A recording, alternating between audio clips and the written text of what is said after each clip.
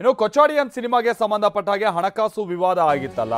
Super star Rajinikanth ಅವರ ಪತ್ನಿ ಲತಾ ಅವರು ಇವತ್ತು ಬೆಂಗಳೂರಿನ ಕೋರ್ಟ್ಗೆ ಹಾಜರಾಗಿದ್ರು. ಅವರಿಗೆ ಜಾಮೀನು ಕೂಡ ಮಂಜೂರಾಗಿದೆ. ಲತಾ ಅವರಿಗೆ ಷರತ್ತುಬದ್ಧ ಜಾಮೀನನ್ನ ನ್ಯಾಯಾಲಯ ಮಂಜೂರು ಮಾಡಿದೆ.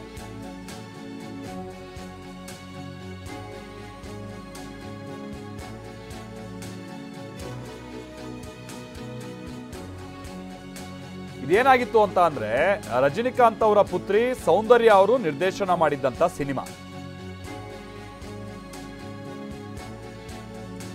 ಈಗ ಏನು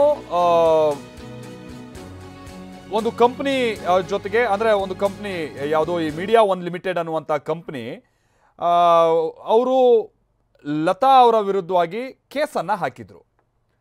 ಕಾರಣ ಏನು ಅಂತ ಅಂದರೆ ಮೀಡಿಯಾ ಒನ್ ಲಿಮಿಟೆಡ್ ಕಂಪನಿಯ ಪರವಾಗಿ ಒಂದು ಗ್ಯಾರಂಟಿಗೆ ಸಹಿ ಹಾಕಿರ್ತಾರೆ ಲತಾ ಅವರು.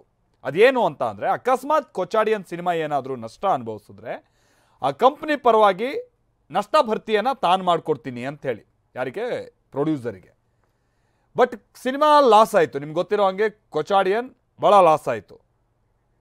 ಈಗ ಆ ನಷ್ಟವನ್ನು ಲತಾ ಅವ್ರು ಭರಿಸಬೇಕಾಗಿತ್ತು, ಅದು ಭರಿಸಿಲ್ಲ ಅಂತೇಳಿ ಪ್ರೊಡ್ಯೂಸರ್ ಅವ್ರ ವಿರುದ್ಧವಾಗಿ ಏನು ಕಂಪ್ಲೇಂಟನ್ನು ಮಾಡಿದರು.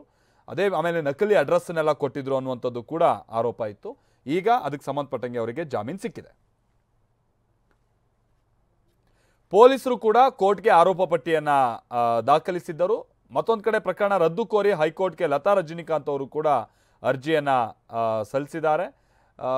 ಬಟ್ ಈ ಪೊಲೀಸರು ಹಾಕಿದ್ದಂಥ ಹಲವು ಸೆಕ್ಷನ್ಗಳನ್ನು ಹೈಕೋರ್ಟ್ ರದ್ದುಪಡಿಸಿದೆ.